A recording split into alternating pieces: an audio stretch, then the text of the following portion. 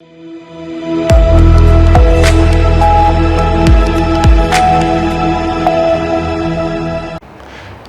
आप देख रहे हैं सी न्यूज भारत और मैं हूं ऋषभ सक्सेना। फर्रुखाबाद के कलेक्ट्रेट सभागार में प्रदेश के पर्यटन एवं जनपद के प्रभारी मंत्री जयवीर सिंह की अध्यक्षता में विकास कार्यों व कानून व्यवस्था की समीक्षा बैठक का आयोजन किया गया, जिसमें मंत्री द्वारा 4 दिव्यांगजन को मोटराइज्ड ट्राईसाइकिल, 9 विद्यार्थियों को टैबलेट, उद्यान एवं खाद्य विभाग के 3, मुख्यमंत्री युवा उद्यमी योजना के 2, वृद्धावस्था पेंशन के 2 लाभार्थियों को प्रमाण पत्र वितरित किए गए। साथ ही राष्ट्रीय ग्रामीण आजीविका मिशन के अंतर्गत 117 स्वयं सहायता समूह को कुल 1.75 करोड़ रुपए के चेक वितरित किए गए। समीक्षा के दौरान पिछली बैठक में दिए गए निर्देशों की स्थिति जानी गई, जिसमें तीसराम की मड़ैया की सड़क पूरी तरह ठीक हो जाने और 234 लाख रुपए की योजना के तहत नई सड़क निर्माण की जानकारी दी गई। मंत्री ने निर्देश दिए कि गड्ढा वाली सड़क को जल्द मरम्मत कर तत्काल उन पर मरम्मत कराई जाए। जल निगम ग्रामीणों को कहा गया कि जल जीवन मिशन की रिस्टोरेशन सूची जनप्रतिनिधियों को दी जाए। विद्युत विभाग में हटाए गए कर्मियों की समीक्षा जिलाधिकारी स्वयं करें और रिमैप योजना की जांच प्रशासनिक व तकनीकी अधिकारियों की टीम द्वारा कराई जाए। साथ ही 11.28 करोड़ की राशि मिलने के बावजूद मोहम्मदाबाद संकिसा मार्ग पर पोल शिफ्टिंग कार्य में देरी पर नाराजगी जताई और 2 माह में कार्य पूर्ण करने को कहा गया। जल जीवन मिशन में जनपद की गिरती रैंकिंग और कनेक्शन संबंधी शिकायतों पर मंत्री ने फीडिंग न होने वाले कनेक्शन की जांच के आदेश दिए हैं। 452.90 हेक्टेयर भूमि को अवैध कब्जे से मुक्त कर गौशालाओं से जोड़ा गया। महाराणा प्रताप की मूर्ति के लिए शासन से स्वीकृति मिल चुकी है। मंत्री ने सफाई कर्मियों को पहचान पत्र गले में पहनने और लाइव लोकेशन में उपस्थित सुनिश्चित करने के निर्देश दिए हैं। साथ ही उर्वरक के बफर स्टॉक की व्यवस्था के निर्देश जिला कृषि अधिकारी को दिए गए। मंत्री ने कहा कि जनपद को हर दृष्टि से नंबर 1 बनना है और सभी योजनाओं में गुणवत्ता के साथ वास्तविक पात्रों को लाभ मिले, इसके लिए भ्रष्टाचार मुक्त वातावरण सुनिश्चित करना हम सभी की जिम्मेदारी है। इस अवसर पर सांसद अमृतपुर, भोजपुर सदर, कायमगंज के विधायक, भाजपा जिलाध्यक्ष, जिलाधिकारी, पुलिस अधीक्षक, मुख्य विकास अधिकारी और सभी जिला स्तरीय अधिकारी उपस्थित रहे। लेकिन अभी भी और सुधार की आवश्यकता है। इसके लिए विस्तृत रूप से माननीय जनप्रतिनिधियों के साथ, माननीय सांसद जी, माननीय जिला पंचायत अध्यक्ष, माननीय विधायकगण, इनके साथ बैठ करके एक बिंदु पर विभाग वाइज पूरी गहन समीक्षा हुई है। तो किस तरह और रैंकिंग बेहतर हो और क्या क्या अपेक्षा जिले के डेवलपमेंट के लिए चलित परियोजनाएं और जिले के लिए संभावित अन्य योजनाएं और परियोजनाओं की विषय में विस्तृत रूप से चर्चा होने का काम हुआ है। तमाम कामों पे संतोषजनक पाए जाने की स्थिति पाई गई है, लेकिन कुछ कामों में जिनमें कुछ कमियां, त्रुटियां या और सुधार की आवश्यकता हुई है, वहाँ जिलाधिकारी जी को और अन्य अधिकारियों को जिम्मेदारी सौंपी गई है कि उनकी समीक्षा करें, कमेटियां बनाएंगे। कुछ बिंदुओं पर जांच की जहाँ जरूरत है वह जांच भी होगी।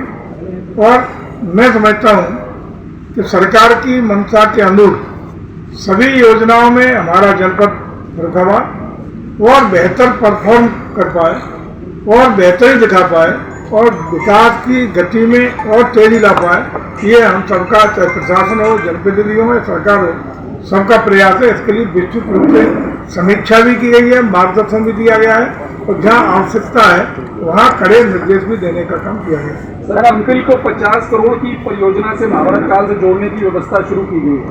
कहाँ तक प्रोजेक्ट है और हम लोग उस पर क्या काम कर चुके हैं? कब जाए 50 करोड़?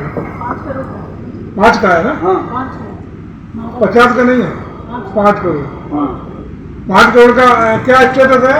इस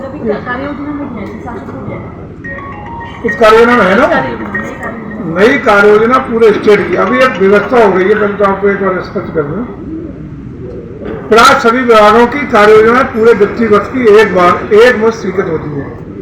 उस कार्य योजना के अंतर्गत वित्त से माननीय मुख्यमंत्री के अनुमोदन के बाद जब स्वीकृति मिल जाती है, उसके बाद उसकी विस्तृत रूप से धरातल पर जाकर के आर्किटेक्ट, टेक्निकल स्टाफ और अन्य स्टाफ जाकर के हमारे अधिकारियों के साथ स्थलीय निरीक्षण करते हैं किन किन परियोजनाओं की वहाँ आवश्यकता है, भूमि की उपलब्धता क्या है, राजस्व अभिलेखों में स्टेटस क्या है। उन सबके विस्तृत रूप से अध्ययन के बाद प्रोजेक्ट रिपोर्ट बन करके एस्टीमेट के साथ वहाँ प्रस्तुत होती है। वहाँ विभिन्न कमेटियों के माध्यम से उसको अंतिम रूप से परीक्षण किया था और परीक्षण के उपरांत जो भी धनराशि जैसे 5 करोड़ रुपये जो है तो 5 करोड़ का 5.5 का हो जाए, 4.5 का रह जाए, उसका कोई फर्क नहीं पड़ता।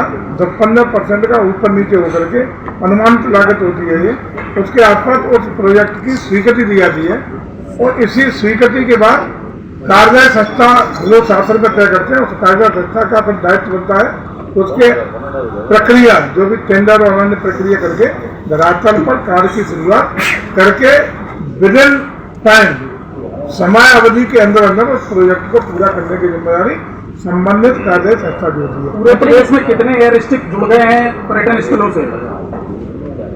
एयर स्ट्रिप अहमदाबाद की आप चेक कर रहे होंगे। अहमदाबाद के साथ साथ आपको जो पर्यटन स्थल थे उनको हवाई यात्रा के लिए जोड़ना था एक साथ।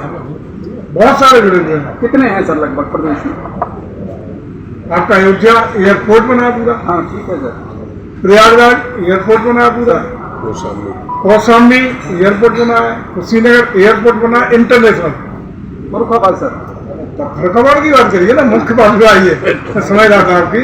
फरुखाबाद एयर स्ट्रिप को एयरपोर्ट में तब्दील करने के लिए माननीय सांसद जी ने पत्र लिखा, उसके आधार पर शासन में बात होने के बाद माननीय मुख्यमंत्री जी ने वो दायित्व अपने एसीएस गोयल साहब को सौंपा है। मेरे द्वारा भी भारत के जहाजरानी एवं एयरपोर्ट के मिनिस्टर को पत्र लिखा गया था। उसके बारे में भी शायद आपको कॉपी मीडिया को मैंने भेजी थी, वहां से भी अच्छा रिस्पॉन्स आया है। संबंधित अधिकारियों को उन्होंने निर्देशित करके अग्रिम कार्रवाई करने के निर्देश दिए हैं। आज भी मैंने माननीय सांसद जी से अनुरोध किया कि चूंकि प्रकरण और मामला भारत सरकार के अधीन है, स्टेट पूरा अपनी कार्रवाई करेगा, स्टेट पूरी सहमति दे रहा है। जो भी स्टेट का सहयोग भारत सरकार को अपेक्षित होगा वो भारत उत्तर प्रदेश सरकार सहयोग करेगी। तो इसके लिए हम भी प्रयास कर रहे हैं और मैंने परसों करने के लिए माननीय सांसद जी से अनुरोध किया है कि भारत सरकार में माननीय मंत्री के साथ बैठ के या संबंधित अधिकारियों से मिलकर के उस योजना को आगे बढ़ाने का काम करें। लेकिन हम लोगों की मंशा है, प्रदेश सरकार की मंशा है कि क्योंकि संख्या। फर्रुखाबाद से सी न्यूज संवाददाता आदेश की रिपोर्ट। मंत्री जयवीर सिंह के नेतृत्व में हुई समीक्षा बैठक से यह स्पष्ट संकेत मिला है कि शासन की प्राथमिकताएं जनहित, पारदर्शिता और गुणवत्ता पर आधारित है, जिससे जनपद के विकास की नई दिशा दी जा सके। इस खबर में फिलहाल इतना ही। देश और दुनिया की तमाम खबरों के लिए आप देखते रहिए सी न्यूज भारत।